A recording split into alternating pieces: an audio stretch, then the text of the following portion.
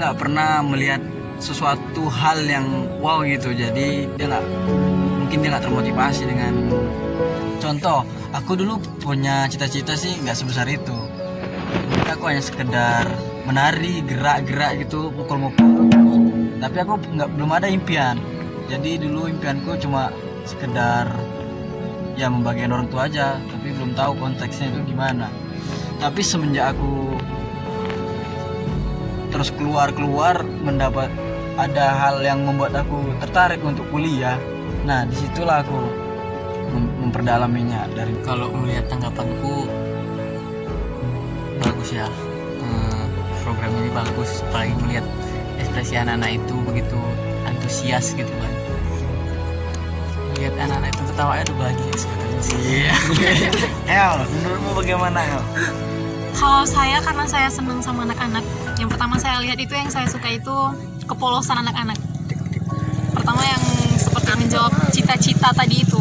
Sebenarnya kalau kita waktu ketika kita masih kecil itu, kebanyakan kita pasti akan bercita-cita itu menjadi sosok yang luar biasa, yang dipandang oleh masyarakat itu wah hebat, misalnya seperti dokter, polisi, tentara yang berhubungan dengan kedinasan gitu. Nah, tapi ketika seorang anak mengatakan dia ingin menjadi supir, menurut saya itu mungkin ada pengalaman sendiri yang membuat dia merasa wah, sepertinya ini pekerjaan yang mengasihkan dan seru untuk dia gitu. Nah, jadi kepolosan cara dia menjawab itu dan kepolosan bagaimana cara dia berpikir, dia bisa menyimpulkan dan saya bisa mengambil kesimpulan dari dia bahwa sesuatu yang indah itu nggak harus besar, tapi juga sederhana. Itu sih yang saya pelajari dari anak-anak itu hari ini. Oke, menarik. Thank you El. Gimana Cil? Pandanganmu dengan hari ini?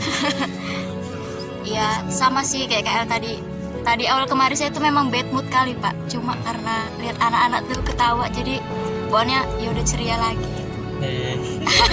Jodoh. Apa yang kamu lihat untuk edukasi lo di Cil?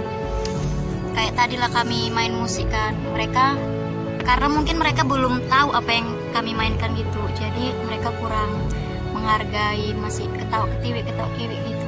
Jadi kami pengen membawakan musik itu biar anak-anak itu biar tertarik gitu, nggak ngeliat-liat kawannya berbisik-bisik sini-sini, jadi biar dia bisa tertarik sama kami gitu aja sih Pak. Thank you.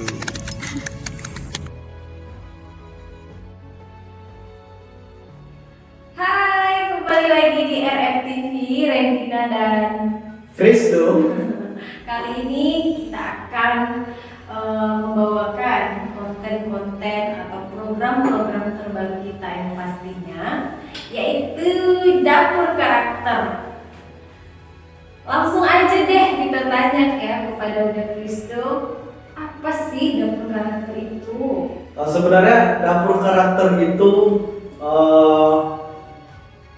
hadir idenya ketika saya dan teman itu lagi ngobrol di belakang rumah, kebetulan di samping dapur kami. Jadi kita bahas apa sih program kita ya untuk untuk dapat dirasakan oleh banyak orang. Nah, dengan pertanyaan itu tentunya banyak waktu, pikiran yang terkuras untuk menjawabnya. Nah, jadi ketika saya ngobrol dengan istri saya, bagaimana kita bisa menciptakan sebuah program yang ada di kolong rumah.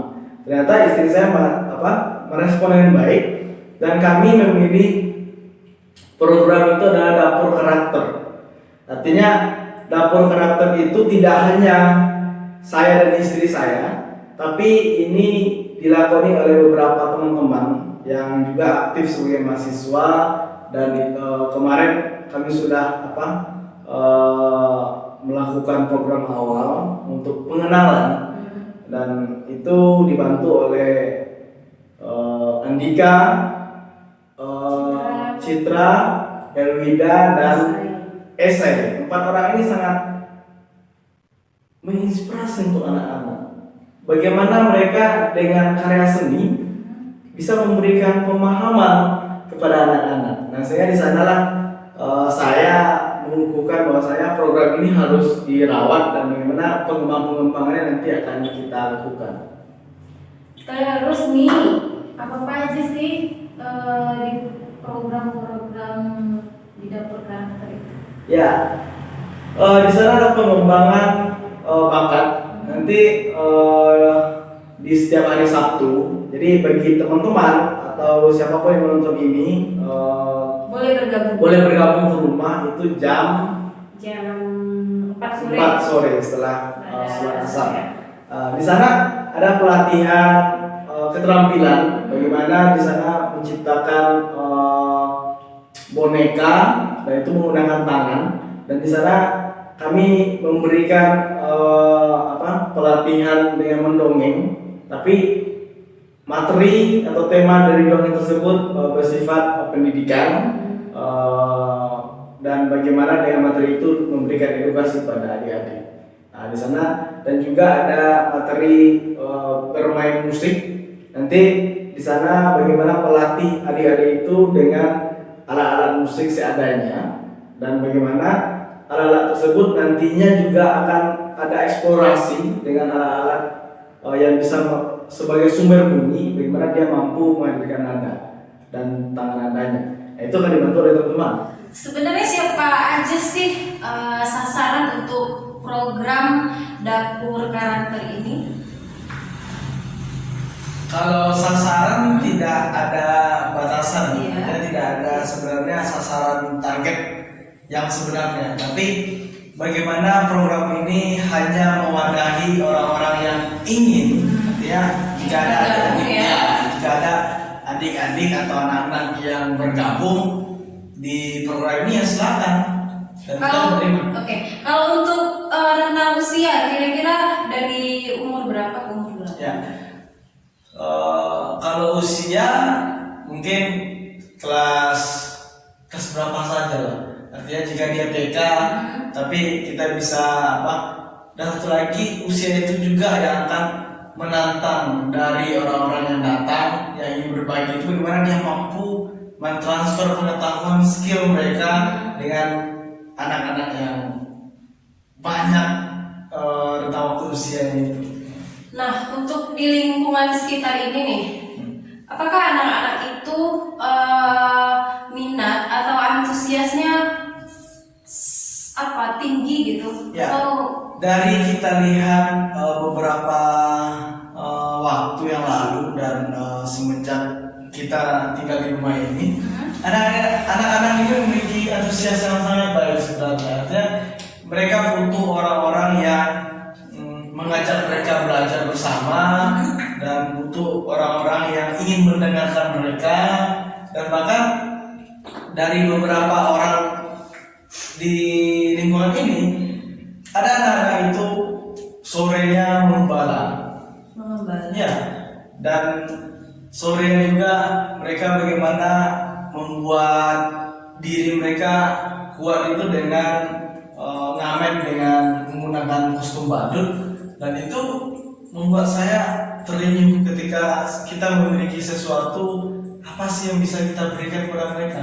Dan dengan program ini bagaimana kita mampu bersinergi dengan lingkungan untuk memupuk dan mempersiapkan generasi 5, 2, hingga 10 tahun yang akan datang. jadi apa nih harapan dari program dapur karakter ini? Harapannya adalah bagaimana kita mampu melahirkan produk-produk, artinya hasil yang selama ini kita pelajari, bagaimana anak-anak ini nampil dan hasil karya seni, dan bagaimana anak ini melakukan sebuah kerajinan tangan dengan ilmu seni, dan lalu bagaimana nanti kita mampu menciptakan generasi yang ramah lingkungan, yang peduli dengan lingkungannya, dan sangat menghargai kedua orang tuanya. Oke, khususnya para subscriber RFTV, tentunya program yang akan kita bangun ini nantinya dapat bermanfaat untuk lingkungan kita Ya, itu tentunya ya. harapan semua ya. Semoga ke depan RFTV atau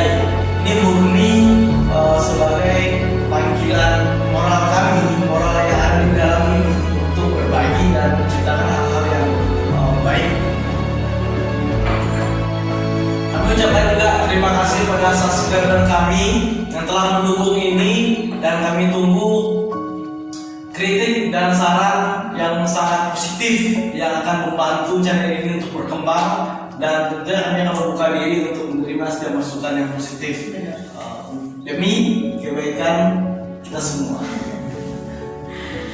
Oke, sampai di sini konten dan wawancara kita hari ini. Saksikan terus FFTV akan membangun program-program kita.